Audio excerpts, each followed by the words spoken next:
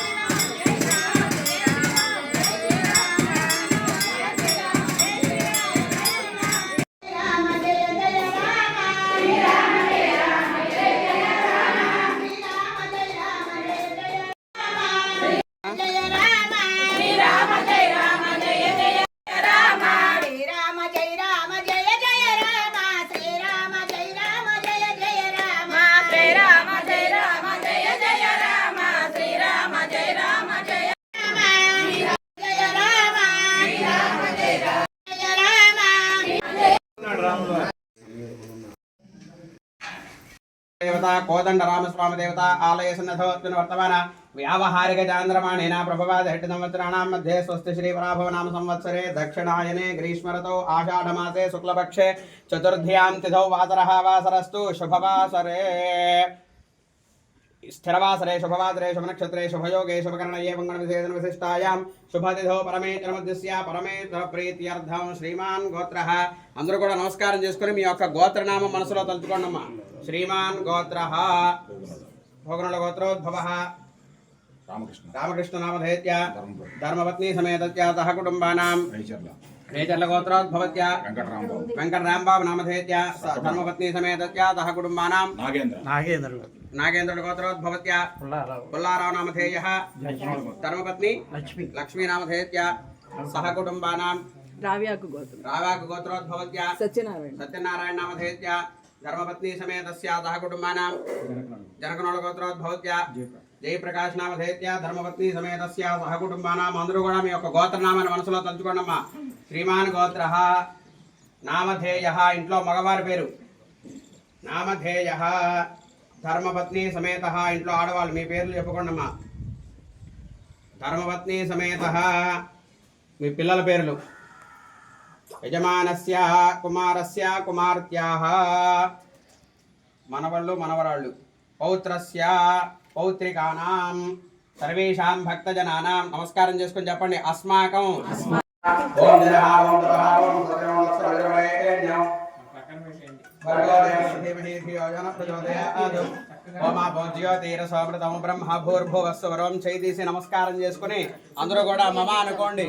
యజమానస్య ఉపాత్త సమస్త దుర్దక్షయ ద్వారా పరమేశ్వర మధ్యస్య పరమేశ్వర ప్రీత్య స్థైర్య ధైర్య వీర్య విజయ అభయ ఆయు ఆరోగ్య ఐశ్వర్య అభివృద్ధి సిద్ధ్యర్థం ధర్మ అర్థ కామ్య మోక్ష చతుర్విధ ఫల పురుషార్థ సిద్ధ్యర్థం మమ ఇష్ట కామ్యార్థ ఫల సిద్ధ్యర్థం మమ అంతర్గత బహిర్గత శత్రుబాధ నివారణ అర్థం మమ గృహే వ్యాపారస్థలే వాస్తురీత్యా గోచారరీత్యా సర్వవిధ బాధ అనుగ్రహ కటాక్ష ఫల సిద్ధ్యర్థం తత్తతు దేవత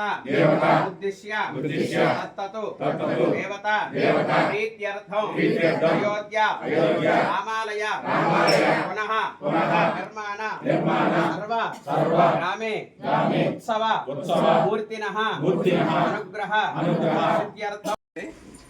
నేను అయోధ్యలోనే ఉంటూ మనం వచ్చే వాళ్ళందరికీ తెలుగు వాళ్ళకి ఉచితంగా భోజనం పెడుతున్నాం.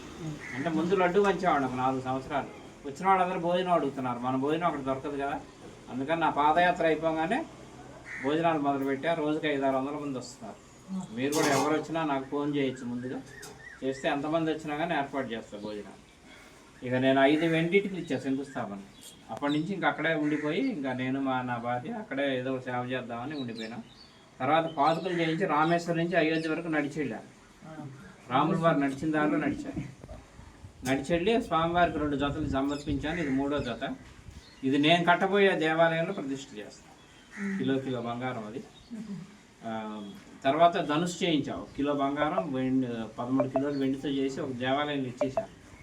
ఇదేమో ఇది కూడా అంతే, 14 కిలోలు వెండిది, 11 కిలోలు వెండి, 3 కిలోలు బంగారంతో చేయించాను. ఇది నేను కట్టబోయే కళ్యాణరాముడి దేవాలయంలో ఆయన చేతిలో ఉండబోయే ధనుసు. ఈ బాలరాముడేమో 27 కిలోలతో చేయించాను. నక్షత్రాలు 27 నక్షత్రాలు గుర్తుగా 27 కిలోలు పంచలోహాల్లో చేయించి బంగారం కోటింగ్ చేయించాను. అది నేను అక్కడ 500 కోట్లు పెట్టి పెద్ద గుడి కడుతున్నాను. వంశవృక్షం అంతా పెడతాను. బ్రహ్మ దగ్గర నుంచి లవకుశుల వరకు అయోధ్యలో, నిమి చక్రవర్తి నుంచి జనక మహారాజు వరకు అన్ని విగ్రహాలు మహాబలిపురంలో తయారవుతున్నాయి. 108 అడుగులు సీతమ్మ వారు, రాముల వారు వస్తారు. ఆయన పాదాల కింద కళ్యాణరాముడి గుడి. ఎందుకంటే అక్కడ ఒట్టి హారతులు ఇస్తారు కానీ మనలాగా పూజలు చేయరు అక్కడ. ఎందుకంటే అది యోగ భూమి. అక్కడ కర్మ చేయక్కర్లా, కానీ మన దగ్గర కర్మ చేయాలి. పూజలు అష్టోత్తరాన్ని చేయాలి. ఇదే కర్మ అక్కడ చేసామనుకోండి 1000 రెట్లు ఫలితం ఉంటుంది. అందుకని నేను అక్కడ గుడి కట్టి మనం వచ్చే వాళ్ళందరికీ గోత్రనామాలతో పూజ చేసుకోవడానికి, కళ్యాణాలు చేసుకోవడానికి అన్ని వ్యవస్థ ఏర్పాటు చేస్తున్నా. ఎవరు వచ్చినా కానీ చక్కగా ఇక్కడ చేసుకుంటే అక్కడ కూడా చేసుకోవచ్చు, అయోధ్యలో కూడా. అందుకని 1.5 సంవత్సరంలో తయారైపోతుంది కళ్యాణరాముడి గుడి. ఇంకా అదేమో 5 సంవత్సరాల ప్రాజెక్ట్ మొత్తం. అంతా విగ్రహాలన్నీ రెడీ అయ్యేసరికి టైం పడుతుంది కదా. దాతలు కూడా చాలామంది సహకరించారు. విగ్రహాలన్నీ రెడీ అయిపోయినాయి చాలా వరకు. అవన్నీ తీసుకెళ్ళి అక్కడ పెద్ద గుడి కడతాం. అది ఎవరు వచ్చినా కానీ దర్శనం చేసుకోవచ్చు. 108 మంది మునులు కూడా వస్తున్నారు. వశిష్ఠుడు, విశ్వామిత్రుడు, రాముల వారితో అనుబంధం ఉన్న విగ్రహాలన్నీ కూడా చేపిస్తున్నాం. అలాగే రామ భక్తులు, అత్యంత భక్తులు ఉన్నారుగా, రామదాసు, త్యాగరాజు, శబరి, అందరివి భక్తులందరూ ఎంతమంది వస్తారో 18 మంది ఉన్నారు నా దగ్గర లిస్ట్. ఆ 18 మంది అత్యంత భక్తులు కూడా పెడుతున్నారు విగ్రహాలు.